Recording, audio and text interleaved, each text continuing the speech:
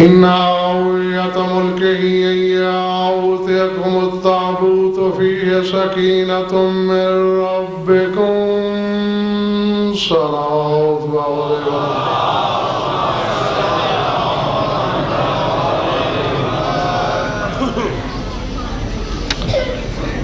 صلوات ایسی کہ پڑھنے کو دل چاہے.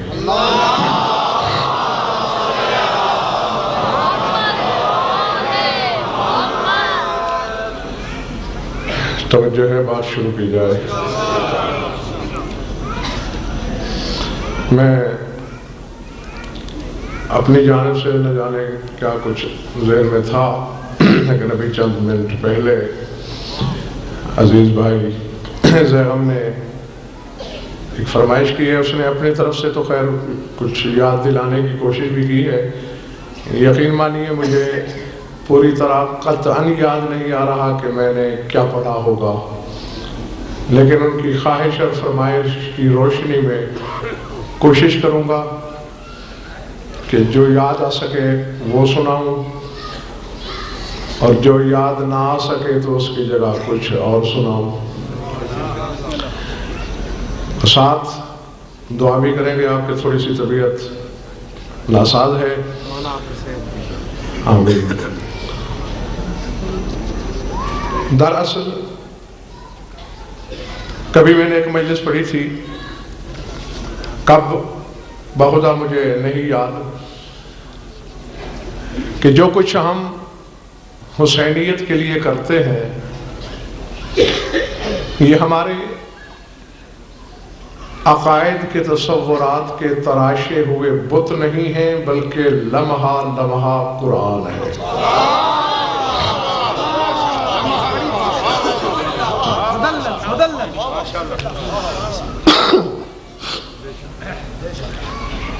گھبراہٹ تو نہیں نا بابا؟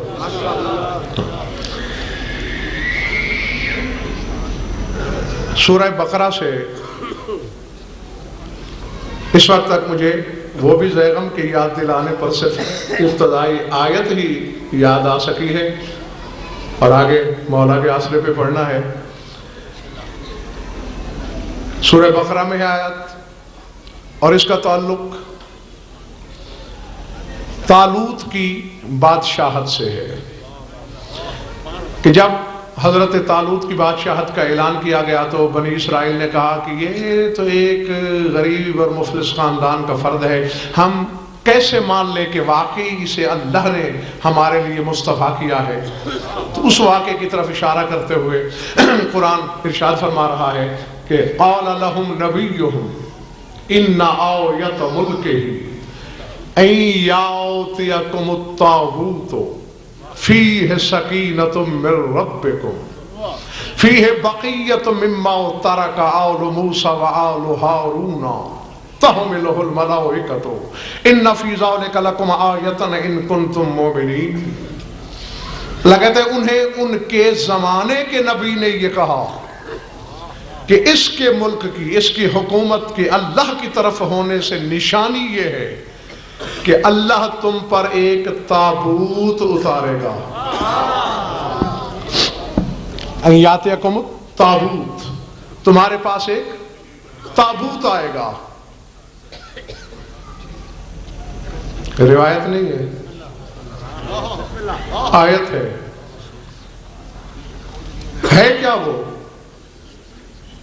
بقیت مما ترک آل موسیٰ، جو آل موسیٰ نے چھوڑا اس کے تبرکات ہیں. وآل ہارون، جو آل ہارون نے چھوڑا اس کے تبرکات ہیں. تحملہ الملائکۃ، فرشتے وہ تابوت اٹھا کے تم تک پہنچائیں گے. ان فی ذالک لکم آیۃ ان کنتم مؤمنین، اور تمہارے لیے اس تابوت میں آیت ہے، علامت ہے، نشانی ہے اگر تم مومن ہو. تو باتیں دو کرنی ہے میرے بزرگوں، بھائی اور عزیزوں. طبیعت کی خرابی کے باوجود لکھواؤں گا لوح دل پر.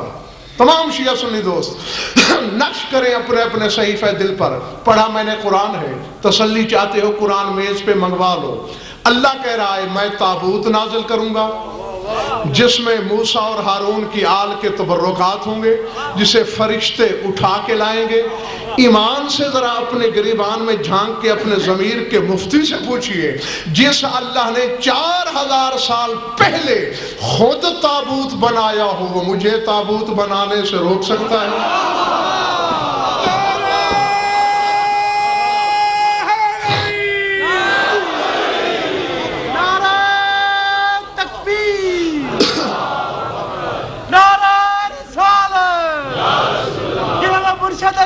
ہاتھ بلند کر کے اچھا بول کے مکسر دا سر کھول کے نعرہ حیدری مشہوری امام زمانہ بآواز بلند صلوات۔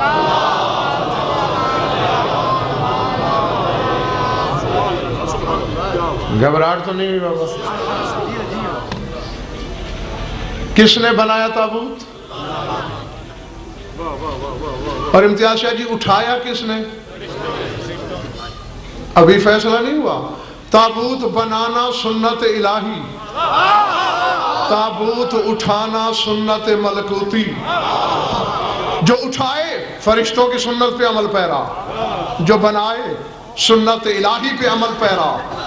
اب مجھے نہیں خبر ہوگی بدعت، مگر یہ بدعت ہم نے خدا سے سیکھی ہے۔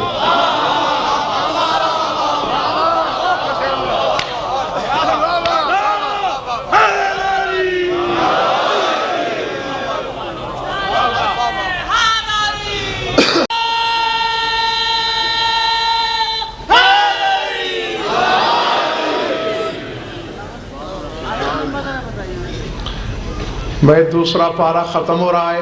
جن کو نمبر یاد ہوتے ہیں نا انہیں قرآن نہیں آتا، میری بات لکھ لو۔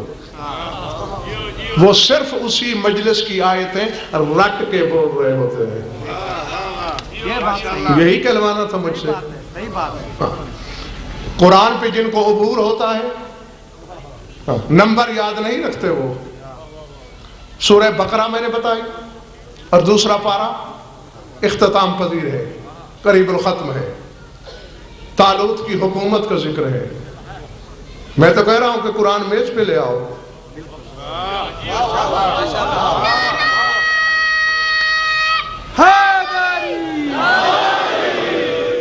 یا قائل کرو یا ہو جاؤ۔ میں نہ دکھا پاؤں قرآن میں، ہزاروں کے سامنے میری زبان کاٹ کے لے جاؤ، اور اگر مل جائے مجھے کچھ نہ دینا، اپنے عقیدے کا قبلہ صحیح کر لینا۔ ٹھیک ہے؟ بڑی بات، بڑی بات۔ اسد کسی سے پانی کا گلاس منگواؤ۔ نتیجہ کیا نکلا بابا؟ تابوت بنانا قاضی صاحب ہم نے اللہ سے سیکھا، اٹھانا فرشتوں سے سیکھا۔ نہیں، بات ختم نہیں ہو گئی، اور آگے اللہ کیا کہہ رہا ہے؟ اس میں آیت ہے، نشانی ہے۔ کس کے لیے؟ ان کنتم مومنین، اگر تم مومن ہو۔ نشانی رکتی نہیں، جاری رہتی ہے۔ ان کنتم مومنین کہہ کر اللہ نے قیامت تک کے لیے درس چھوڑ دیا ہے کہ جو تابوت بنا رہا ہو یا اٹھا رہا ہو، اور کچھ ہو نہ ہو، مومن ضرور ہوگا۔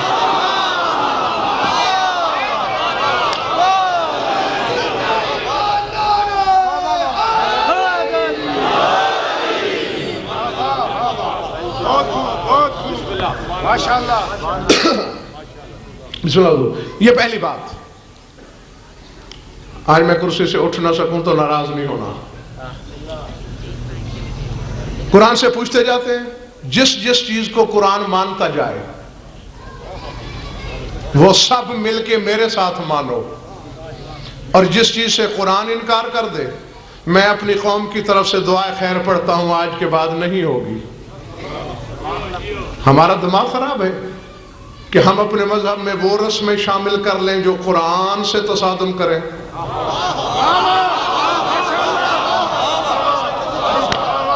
سمجھ آ رہی بات؟ جی ہاں، تو یہ تابوت تھا۔ یہ قاضی صاحب گھوڑا چومنا چاٹنا کہاں سے سیکھا آپ لوگوں نے؟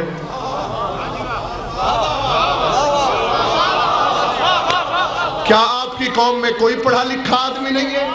کیا آپ سارے کے سارے جانور پرست ہیں؟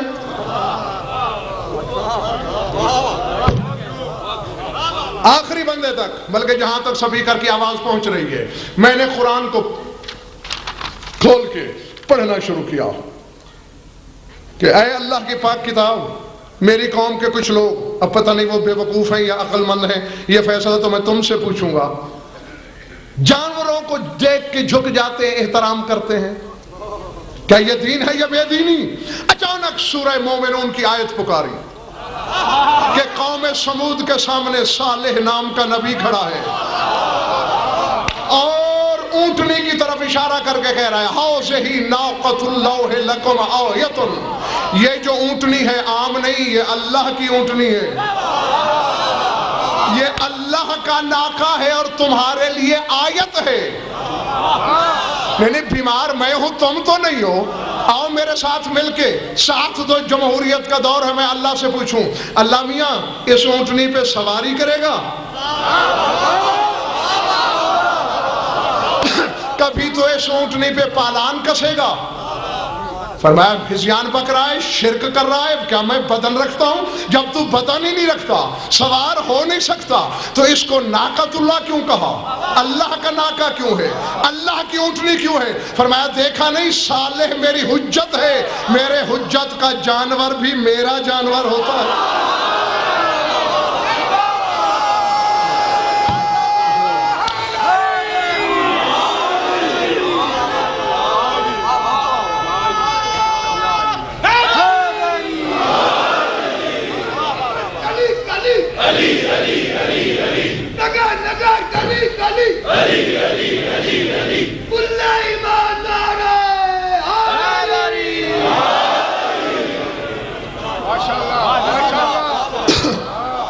زندہ رہو، سلامت رہو۔ حجت کے جانور حجت کے نہیں ہوتے، خدا کے ہوتے ہیں۔ اور نہیں امتیاز شاہ جی، قاضی صاحب ہو سکتا ہے میں چلا جاؤں اور کوئی بھائی یہ کہے بھائی وہاں اونٹنی تھی، یہاں گھوڑا ہے، اونٹنی حلال جانور ہے، گھوڑا حلال جانور نہیں، تو آؤ پوری جائیداد کا چیلنج کر رہا ہے غضنفر، پورے قرآن میں دکھاؤ کہ اللہ نے کہیں کسی اونٹنی کی قسم کھائی ہو۔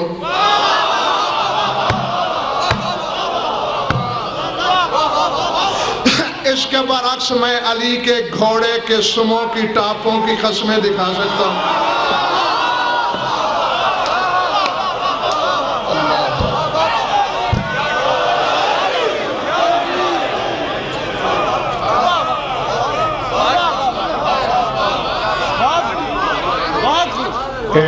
زیغم میں اکیلا ہوں، بیمار بھی ہوں، یہ ہزاروں ہیں،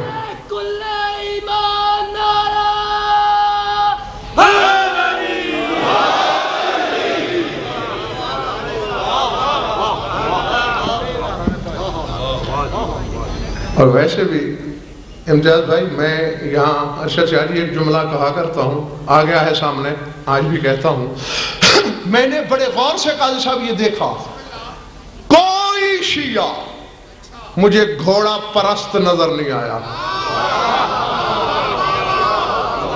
میں نے دیکھا بڑا ٹٹولا ایک بھی نہیں ملا جو گھوڑا پوجتا ہو، اور کائنات کے ایک ایک مولوی صاحب کو بھی میں نے ٹٹولا، کوئی مولوی گھوڑے کا دشمن نہیں۔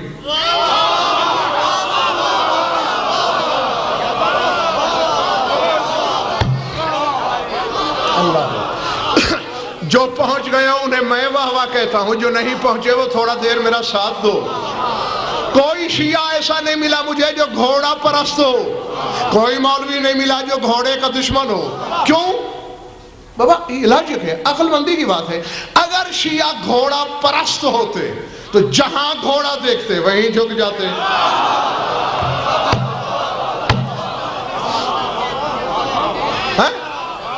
جہاں بھی نظر آتا وہیں سلوٹ، وہیں ہاتھ جڑ جاتے، چاہے تانگے میں دیکھتے، چاہے ریس کورس میں دیکھتے، چاہے زیر ران دیکھتے، استبل میں دیکھتے، وہیں سموں کو چھو لیتے۔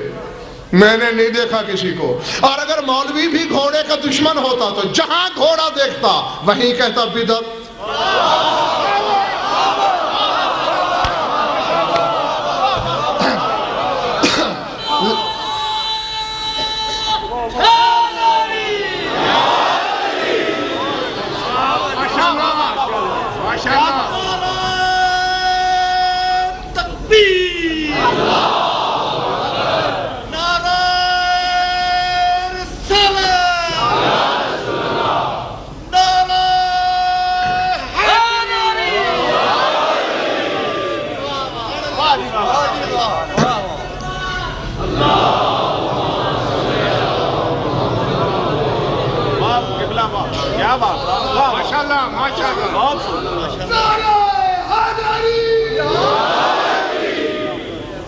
نہیں جھکا کوئی شیعہ نہ استبل میں، نہ تانگے میں دیکھ کے، نہ زیر سواری، نہ کسی مولوی نے بدعت کہا.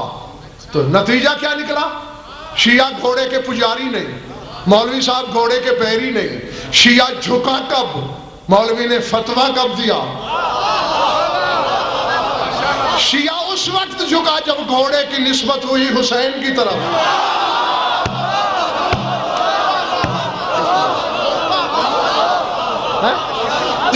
اور فتویٰ بھی اس وقت لگا جب نسبت ہوئی حسین کی طرف. تو کیا عقل کے قاضی نے فیصلہ نہیں دے دیا؟ شیعہ گھوڑا پرست نہیں، نسبت حسین کا پجاری ہے، اور مولوی بھی گھوڑے کا نہیں، نسبت حسین کا بیری ہے.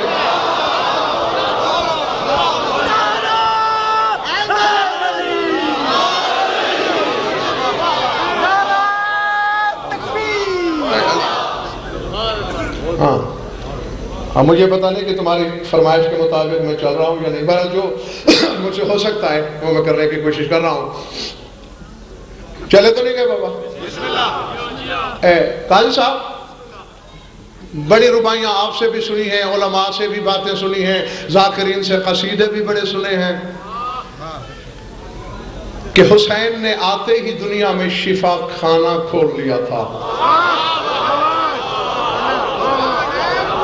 ٹھیک ہے، ٹھیک ہے بابا، حیدر ایسا ہی ہوا تھا.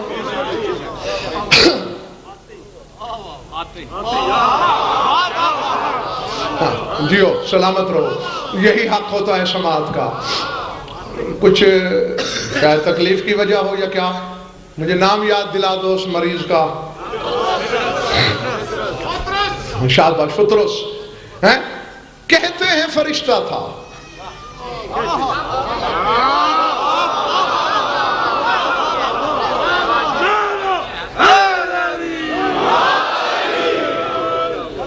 میرے جو سامعین خبروں پہ تشریف رکھتے ہیں، ٹھیک سنا ہے میں نے کہ فرشتہ تھا؟ فرشتہ بیمار ہو گیا.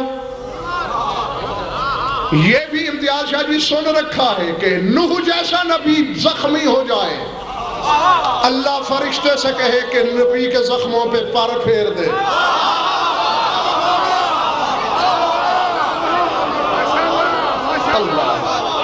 اللہ اکبر. ٹھیک ہے نا جی. عام بندہ زخمی نہیں، نوح کو قوم پتھر مار مار کے جب زخموں سے چور کر کے گرا دیتی تھی، بے ہوش ہو جاتے تھے حضرت نوح. تو اس وقت جبریل سے اللہ فرماتا کہ جا پر پھرا دے. بس ادھر پر پھرے، زخم مل گئے، نوح اٹھ کے بیٹھ گئے. تو فرشتہ وہ ہے جو نبیوں کو شفا دے، آج خود زخمی ہے.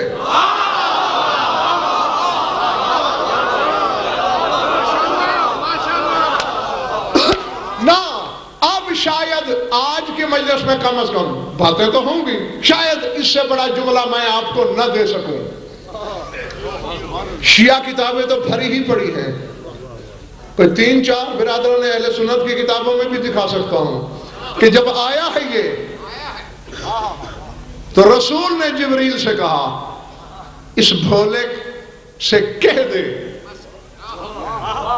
کیا اے یمسح جناحہ بمہد الحسین، کہ اپنے پر حسین کے جھولے سے گہوارے سے مس کرے.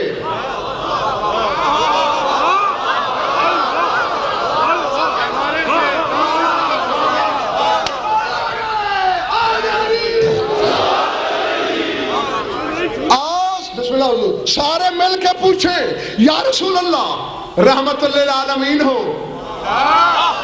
6000 سال کے عرصے کا پرانا بھکاری تیرے دروازے پہ چل کے آیا, خود ہاتھ رکھ دے اس کے بدن پہ, یا کم از کم حسین کا ہی ہاتھ پکڑ کے پھرا دے, دل بڑا ہو جائے گا, مان رہ جائے گا آنے والے مریض کا. موشن تک کی زبان نے جنبش کی غزل فرحیان نبک, آج اگر میں نے اس کے بدن پہ حسین کا ہاتھ رکھا تو تعزیے سے شفا نہیں مانگ سکے گا.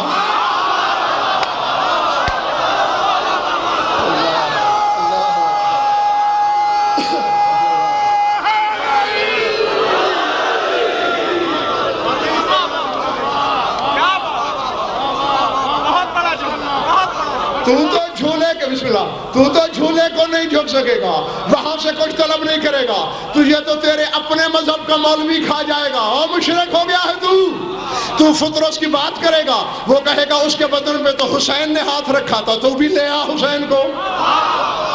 نہیں, میں نے جھولے سے مس کر کے زمانے میں درس چھوڑ دیا کہ لکڑی کی نسبت بھی حسین کی طرف ہو جائے تو فرشتوں کو شفا دیتی ہے.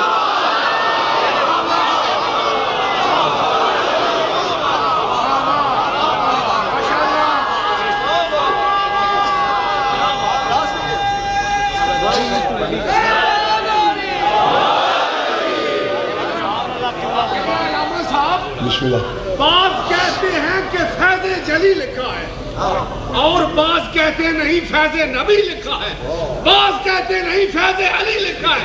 لیکن جب میں نے غور سے دیکھا تو پر فطرت پر ھذا من فضل حسین ابن علی.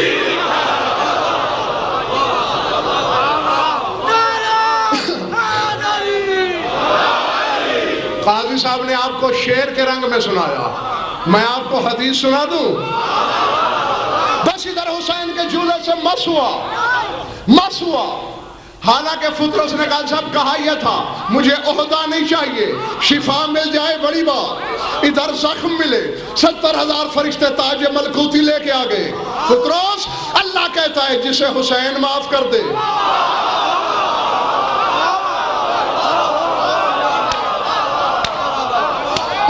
میں اس کا عہدہ کیسے روکوں؟ تاج لیا, اور حدیثوں میں ہے کہ آج تک جب بھی کبھی ساحت افلاک میں اڑتا ہے فطرس تو پرواز کر کے ایک ترانہ, ایک نغمہ, ایک زمزمہ گونجتا ہے اس کے لب ملکوتی پر. الو ایتھا الملو ایکتم مثلی, وہ فرشتوں کون ہے مجھ جیسا؟ انا عتیق الحسین, میں حسین کا آزاد کردہ غلام ہوں.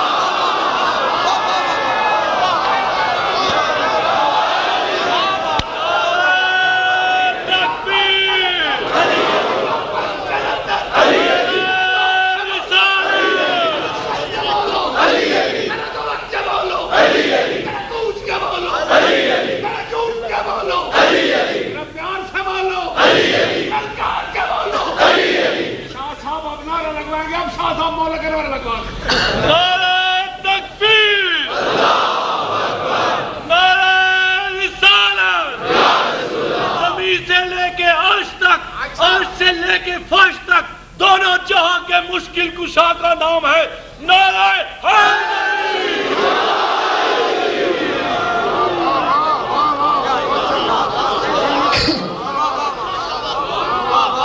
اچھا, آپ کی محبت کو دیکھتے ہوئے بیماری کو لات مارتے ہوئے ایک جملہ کہنے لگا ہوں. سارے حلالی موالی تمام شیعہ سنی تو سر اٹھائیں, میری آنکھوں میں آنکھیں ڈالیں. حسین نوکر ہے علی کا, علی بندہ ہے نبی کا. میرا مولا خود کہتا ہے انا عبد من عبید محمد, میں محمد کا عبد ہوں. حسین سے علی افضل, علی سے نبی افضل. اور مسجد کی چٹائی کو غلط سوچوں سے ناپاک کرنے والے, تو زمین پہ بیٹھ کے کیا سوچتا ہے؟ کیا کہہ رہا ہے فطرس؟ مم مثلی, کون ہے مجھ جیسا فرشتہ؟ انا عتیق الحسین, جس نبی کے نواسے کا فرشتہ فرشتوں کو اپنے جیسا نہیں سمجھتا, 2 ٹکے کا ملا محمد جیسا کیسا ہو گیا؟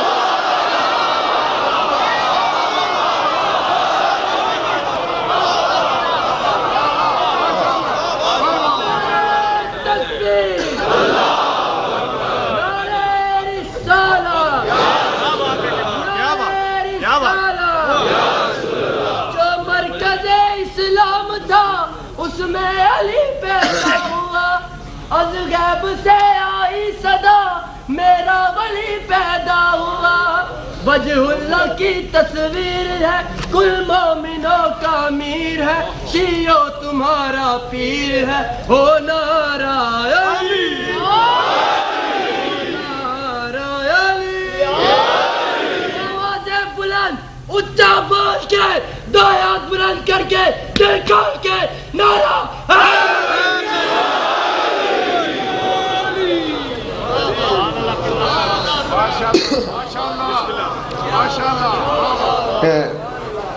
میں راضی ہوں تم سے. اب آگے کا پروگرام بتاؤ. اچھا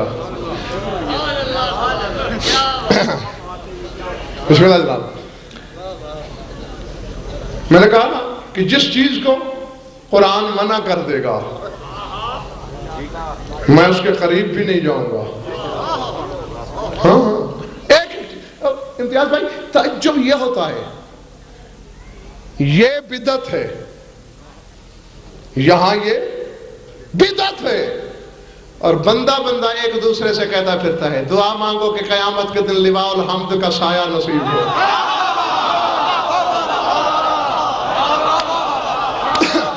لواء کہتے کس کو ہے؟ پرچم کو، جھنڈے کو، علم کو. جو چیز محشر میں تمنا ہے وہ یہاں بدعت کیوں ہے؟ حالانکہ جو یہاں غلط ہے وہ وہاں بھی غلط ہے، جو وہاں درست ہے وہ یہاں بھی صحیح ہے. دماغ خراب ہو گیا ہے ہمارا. زنجیر لے لیتے ہیں اور اپنی پشتیں زخمی کر لیتے ہیں. کیوں؟ میں نے قرآن کھولا سورہ بقرہ. کون سا سورہ؟ تھک تو نہیں گئے ہو؟ قائد صاحب قرآن کہہ رہا ہے کہ جب قوم موسیٰ نے بچڑا پوجنا شروع کر دیا، کوئی چھوٹا گناہ ہے، شرک ہے بابا، مشرک ہو گئے بچڑے کو پوج کر. موسیٰ واپس آئے، دیکھا قوم بچڑے کو جھک رہی ہے خدا مان کر. اذ قال موسیٰ لقومہ یا قوم انکم ظلمتم انفسکم باتخاذکم العجل فتوبوا الی بارئکم فاقتلوا انفسکم ذلکم خیر لکم عند بارئکم فتاب علیکم انہ هو التواب الرحیم. موسیٰ اپنی قوم سے کہہ رہا ہے تم نے اپنی جانوں پہ ظلم کیا، بچڑے کو پوچھ کر توبہ کرو. اور اللہ کہہ رہا ہے فاقتلوا انفسکم، اپنے آپ کو قتل کرنا شروع کر دو.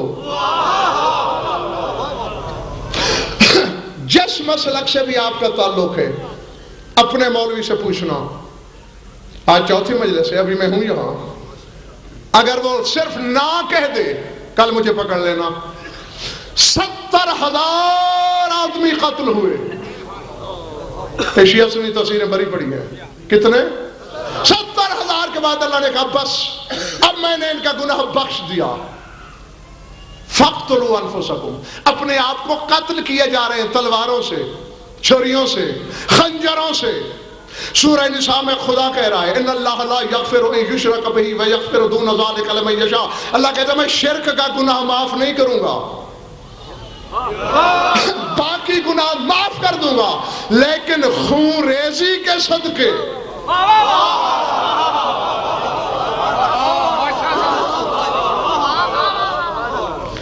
نہیں آئی سمجھ میں بات؟ خون بہانے کے صدقے میں شرک بخشا گیا. بنی اسرائیل کو خون ریزی کے صلے میں شرک معاف کر دے گا اور ہمیں خون ریزی کے صلے میں گناہ بھی معاف نہیں کرے گا. حالانکہ ان کی خون ریزی اس کے غضب کا نتیجہ تھی.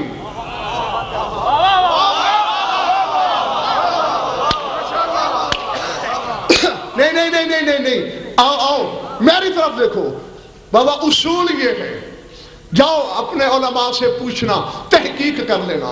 امتیاز شاہ جی ایک اصول کلیہ میں چاہتا ہوں یہ بچے بھی اس حقیقت کو سمجھ کے اٹھیں. جو اللہ کے لیے کام کیا جائے اللہ پہ واجب ہو جاتا ہے احسان کا صلہ دینا، ویسا یا اس سے بہتر۔ سر اٹھاؤ، حسین نے اپنی رگوں کا لہو نچوڑ کے رکھ دیا اس کے لیے۔ اب اللہ جسم تو رکھتا نہیں کہ صلے کا صلہ دے۔ اللہ نے قرآن میں 2 جگہ پہ آواز دی، من ذا الذی یقرض اللہ قرضا حسنا، ہے کوئی بندہ جو اللہ کو قرض حسنا دے؟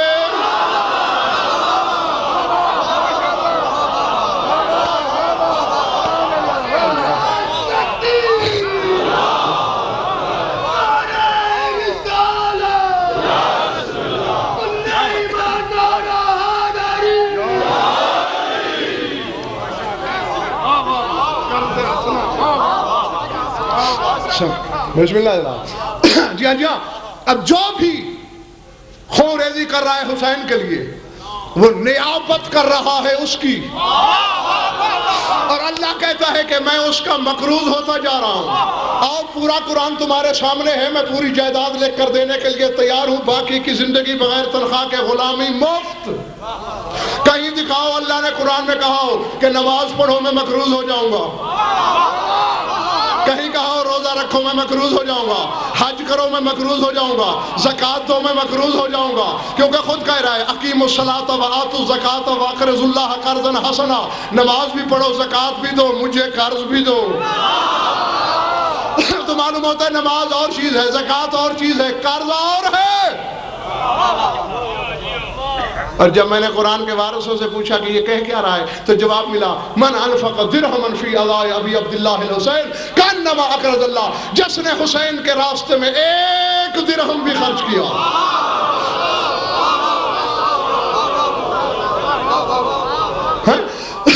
اس نے خدا کو مقروض کر دیا۔ یا الجھنا ہے کسی کو اس سے، ہاں خود کرے۔ خدا کی قسم قاضی صاحب، اگر یعنی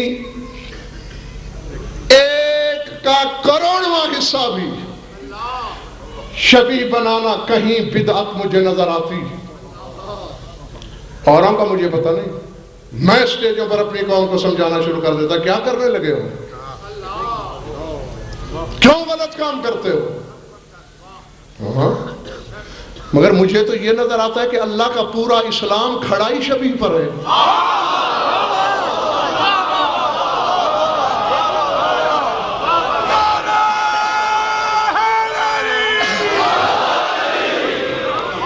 پھر اچھا محلے میں جاؤ، یہ مسجد کیوں بنائی کہ یہ جامع مسجد کی شبیہ ہے؟ اچھا آپ جامع مسجد چلے جاؤ، کیوں بنائی؟ یہ مسجد نبوی کی شبیہ ہے۔ یہ کیوں بنائی؟ جی یہ کعبے کی شبیہ ہے۔ کعبہ کیوں بنایا؟ یہ بیت المعمور کی شبیہ ہے۔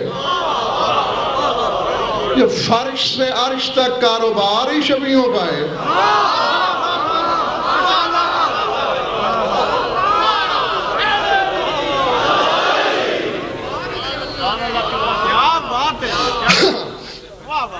اب ان کا نعرہ ڈھیلا پڑنا شروع ہو گیا ہے۔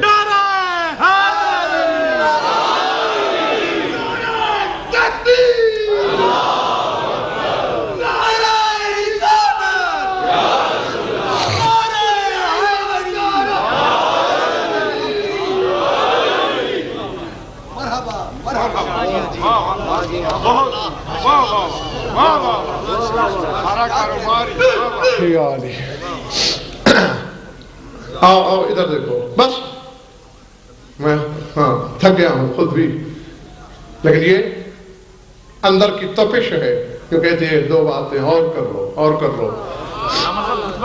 یہ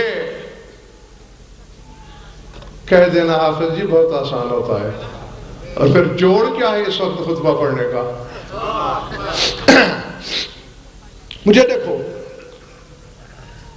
آپ لوگ 2 نعرے سر میں نہیں لگا سکتے، یہاں سٹیج پہ خالی گھنٹہ کھڑا رہنا ہر ایک کے بس کا روگ نہیں ہوتا۔ ہاں چاہیے کہ پھر حقائق کو اپنی ذات پہ ضبط کر کے پھر عوام تک پہنچانا، یا اور پھر میرے لیے تو خطابت ویسے اور زیادہ مشکل ہے، میں صرف 72 فرقے کو تو جواب دے نہیں ہوں، میں تو 73 کے 73 فرقوں کو جواب دے ہوتا ہوں۔ یا سب سے پہلے مجھ سے حوالہ شیعہ پوچھتے ہیں، ہاں مشکل یہ ہے کہ اپنا کو سمجھانا پڑتا ہے، ادھر آؤ ادھر آؤ، بس صرف شیعوں کی بات نہیں کر رہا، اگر کوئی برادران اہل سنت بھی تشریف رکھتے ہیں اپنے علماء سے پوچھئے، ہاں میری بات نہیں، اپنی پسند کے عالم سے۔ آپ کی تفسیروں میں بھی جہاں حضرت موسیٰ کا واقعہ ہے، فرعون کے دریائے نیل میں غرق ہونے کا، وہاں اہل سنت کی تفسیروں میں آپ کو یہ واقعہ ضرور ملے گا کہ دربار فرعون میں ایک مسخرہ تھا، جوکر، ہاں وہ کرتا کیا تھا، حضرت موسیٰ کی طرح کپڑے پہن کے حضرت موسیٰ کی نقلیں اتارتا تھا، فرعون اور فرعونیوں کو ہنساتا تھا، پیسے کماتا تھا، یہ تھا اس کا کام۔ حضرت موسیٰ کہتے ہیں مجھے فرعون سے اتنی تکلیف نہیں پہنچی جتنی اس حکم وقت سے، کیونکہ فرعون نے تو مجھے مانا نہیں، وہ تو میری حرکات و سکنات کی نقلیں اتار کے مجھے اذیت پہنچاتا تھا۔ جب اللہ نے کہا کہ فرعون اور فرعونی ڈوب جائیں گے، لشکر سمیت ڈوبے گا فرعون، دیکھنا میری طرف، موسیٰ پار اترے، فرعونی نیل میں موج سے موج ٹکرائی، لہر سے لہر ملی، سارے غرق۔ موسیٰ نے دیکھا تو وہی مسخرہ آرام سے دریا کے دوسرے کنارے اتر رہا ہے، فوراً سجدے میں گرے۔ اگر تو نے فرعون کو چھوڑ دیا ہوتا مجھے اتنی تکلیف نہ ہوتی، جو میری نقلیں اتار کے مجھے اذیت پہنچاتا رہا اسے چھوڑ دیا، آواز قدرت آئی، ڈبونے لگا تھا، لیکن میری رحمت کو حیا آئی کہ کچھ صحیح شبیہ تو میری حجت بھی بنتا تھا۔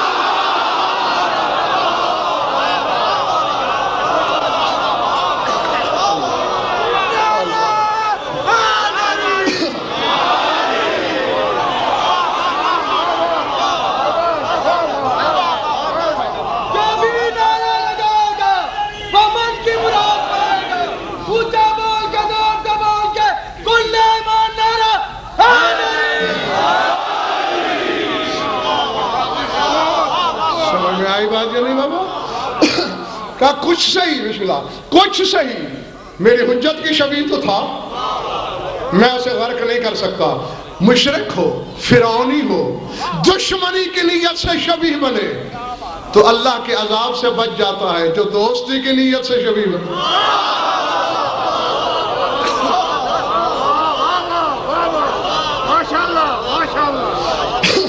سمجھ میں آ رہی بات بابا جی؟ ہاں بس ہر انسان کے اندر ایک مفتی ہوتا ہے بابا، اس کی کوئی بات نہ سنے یہ الگ بات ہے، ہوتا ضرور ہے۔ دیکھیں چور چوری کرنے لگے نا، اندر سے ایک آواز اٹھتی ہے، کیا کر رہا ہے؟ اب سماعت کمزور ہو تو بات دوسری ہے، یعنی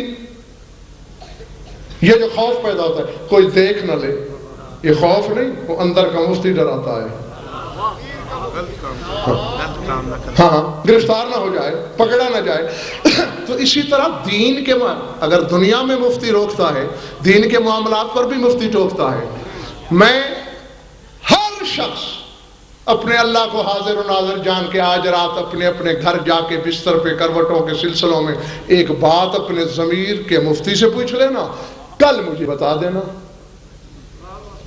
اگر مفتی ہاں میں فیصلہ دے، کل سے میرے ساتھ مل جانا، نہ میں فیصلہ دے، میں منبر سے کہہ رہا ہوں میں تمہارے ساتھ مل جاؤں گا۔ بس پوچھنا یہ کہ کربلا میں حسین کے ذبح سے لے کر شام کے دربار تک رسول نے جو منظر اپنی آنکھوں سے دیکھے ہوں گے، تیرے رسول نے خوشی منائی ہوگی یا رویا ہوگا؟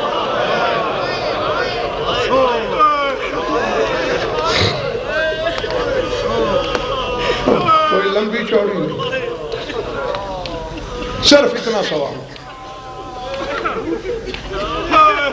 اگر اندر سے آواز ابھرے کہ رسول نے خوشی منائی ہوگی، ہاں بشرطے کہ اپنے اللہ کو حاضر ناظر کر کے کہنا میرا باپ نہیں اگر میں تیرے ساتھ عید نہ کروں، اور اگر اندر سے آواز آئے کہ رسول کی زلفوں میں خاک ہوگی،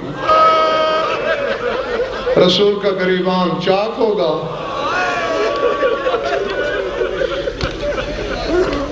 تو پھر تو میرے ساتھ مل کے رو لینا۔ اللہ اکبر۔ بس مولا تمہاری عبادت قبول کرے۔ جو آنکھ اس غم میں روتی ہے، اس غم کے صدقے کبھی کسی دوسرے غم میں نہ روئے۔ ہمارے پاس سوائے دعاؤں کے کچھ نہیں۔ بس میں جلدی 2 فقرے 2 جملے وقت یاد دلاتا ہوں اور پھر آپ سے اجازت چاہتا ہوں۔ رات میں نے 2 جملے کہے، ایک پر بات کی تھی، ایک چھوڑ دیا تھا۔ ابن منذر نے کہا تھا بیمار کربلا سے، مولا کوفہ تیری زندگی کا پہلا بازار اور ابن زیاد کا دربار تیری زندگی کا پہلا دربار۔ بازار کی سن لی تھی آپ نے، دربار رہ گیا تھا۔ بس بغیر کسی تمہید کے تمہاری یاد دہانی میں یقیناً تصور کرنے میں تصویر سامنے آ گئی ہوگی۔ یہی بیٹھے بیٹھے تصور کرو میری ماں بہنوں میں کہیں وہ بی بی موجود ہے، یقیناً تصور کرو ابن زیاد جیسا شرابی فاسق فاجر تخت پہ، علی کی بیٹی سامنے کھڑی ہے۔ اس سے بڑی قیامت پنڈی والوں کیا ہو سکتی ہے؟ اس سے بڑا محشر کیا ہوگا؟ العظمت للہ۔ اور فقرہ بڑا نازک ہے، آج تک خدا کی قسم یہ میرے دائیں بائیں عباس کے علم ہے، حالانکہ فقرہ تو سینکڑوں بار پڑھا ہے سٹیجوں سے، لیکن امتیاز شاہ جی خدا کی قسم اس بی بی کی بے گناہ قید کی قسم آج تک میں اس فقرے کا ترجمہ نہیں کر سکا، آج بھی نہیں ہو سکے گا، مجھ میں ہمت ہی نہیں ہے۔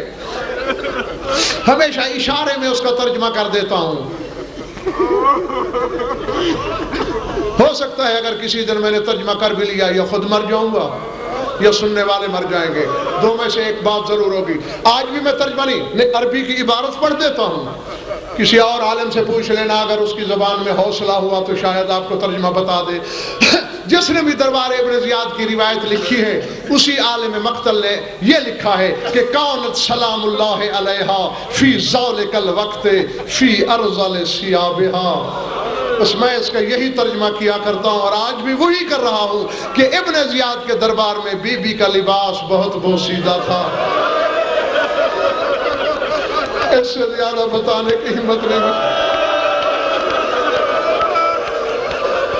اللہ اکبر، اللہ اکبر۔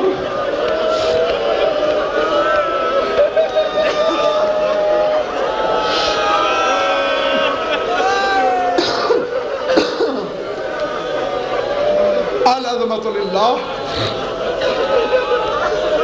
پتہ نہیں تم نے محسوس کیا یا نہیں، میں نے فضا میں ایک نسوانی چیخ کو محسوس کیا ہے۔ اپنی اپنی سوچ کی بات ہے، مجھے تو یوں لگا ہے کہ علی کی بیٹی کو دربار کا منظر یاد آیا ہے۔ اس سے بڑی موت کا لمحہ زینب کے لیے کیا ہوگا؟ اللہ اکبر،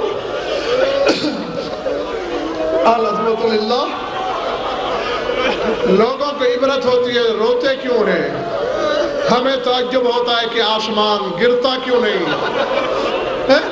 بہت میلا یا بوسیدہ لباس تھا بی بی کا۔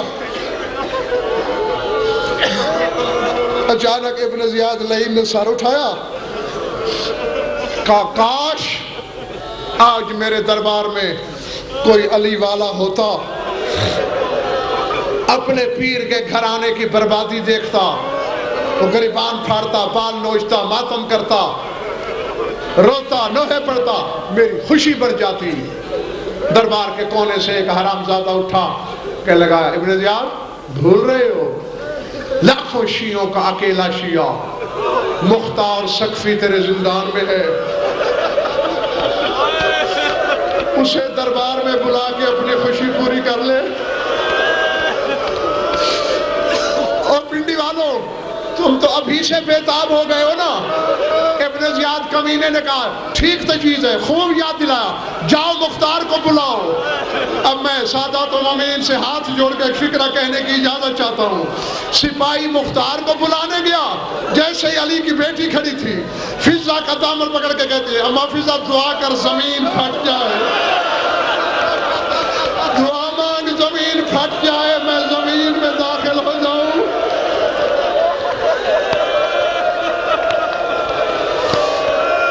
اللہ اکبر. جی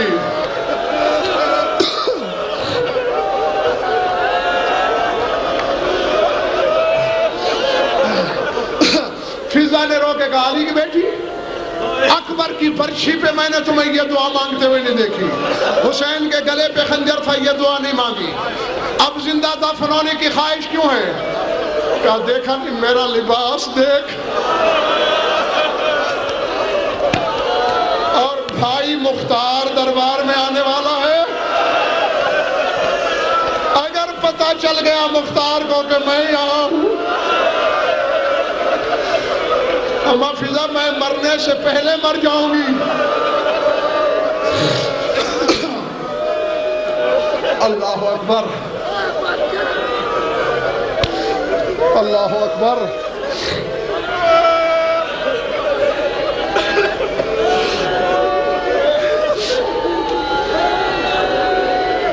غیر ضروری باتیں چھوڑ دی میں نے, آ گیا مختار.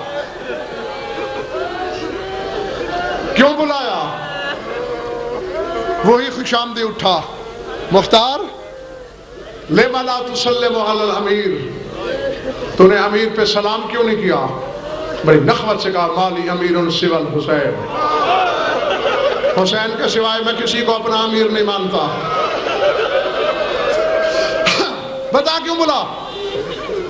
کہا آج میں خوش ہوں, خوشی میں لوگوں کو بھی انعام دے رہا ہوں, تو نے بھی کچھ مانگنا تو مانگ. مختار نے تھوک کے کہا تو جیسے گداگر سے میں نے کیا مانگنا ہے, اور اگر دینا چاہتے بھی ہو تو میں نے قید خانے میں اڑتی اڑتی سی خبر سنی ہے کہ میرے مولا حسین کے خیمے آج کل کربلا میں لگے ہوئے ہیں, میں رہائی نہیں چاہتا, اسی طرح پا بزنجیر بیڑیوں کے ساتھ توق کے ساتھ مجھے فوج کے دستے کی نگرانی میں کربلا تک جانے دے, میں مولا کے قدم چوم کے آ جاؤں گا. اب جو رونے آئے ہیں اور جن کے سینے میں پتھر نہیں گوشت ہے ان کے لیے جملہ. ابن زیاد نے کہا کربلا جانا ہے یا حسین سے ملنا ہے؟ کہا ملنا تو مولا سے, اس لیے تو کربلا جا رہا ہوں. کہا اگر یہی دربار میں حسین ملا دوں. پنڈی والوں زخمی شیر کی طرح تڑپ کے مختار نے ایک ایک قطار پہ نظر دوڑائی اور پھر کہا کاش میرے ہاتھ کھلے ہوتے اور میں پوچھتا کہ قیدیوں سے مذاق کیسے کرتے ہیں. کہا مذاق کیسے؟ کہا حسین کوئی ایسا سورج ہے جو اوٹ سے اوجھل ہو جائے. اگر میرا مولا دربار میں ہوتا, کہیں عباس کھڑے ہوتے, کہیں اکبر ہوتا, کہیں اولا محمد, کہیں جعفر و قاسم, اب چوٹ لگے تو معاف کر دینا. بلا تشویش کمینے نے نچلی سیڑھی کی طرف اشارہ کیا, دیکھا تشت میں ایک سر ہے خاک و خون میں اٹا ہوا. پہلے تو چند لمحے غور سے دیکھتا رہا, کا نقش و نگار دیکھے ہوئے ہیں, پہچان میں نہیں آ رہا, لیکن تو جیسے ظالم کے دربار میں یقیناً کوئی بے گناہ ہوگا. آگے بڑھا تو شہد کی حالت میں جو کہ کہا ایوہ القتیل فی سبیل اللہ من انتا, اے کشتہ راہ خدا میں نے پہچانا نہیں, تو کون ہے؟ زخمی لب ہلے, مختار تو آج مجھے کیا پہچانے گا؟ یہ تو عید کا دن ہوتا, بازار مدینہ ہوتا, نانا کا دوش ہوتا, زلف رسالت کی مہاریں ہوتی. اللہ اکبر.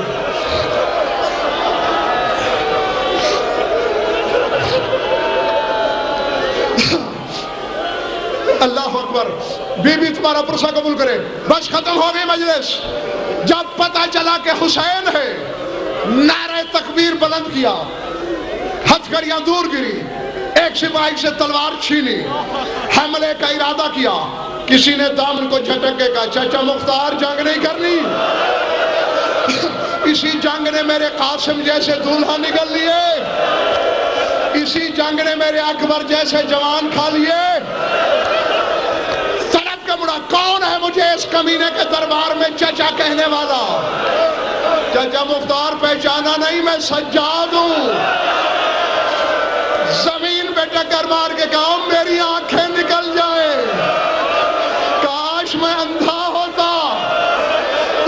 سجاد کے ہاتھوں میں ہتھکڑیاں، سجاد کے گلے میں تاک، رو کے کہا میں اکیلا کہاں ہوں. ہاذہ زینب، ہاذہ ام کلثوم.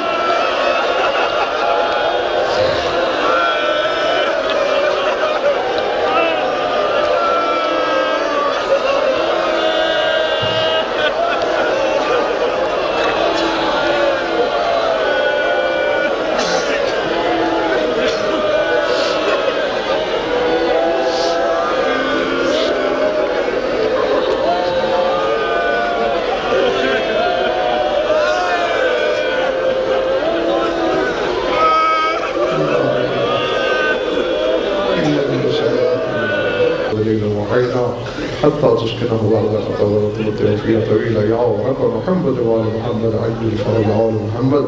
مغرب جیسا کہ ریاض شاہ صاحب نے پرسوں کو اعلان کیا ہے، اس کے مطابق انشاءاللہ یہ حقیر آپ سے خطاب کرے گا.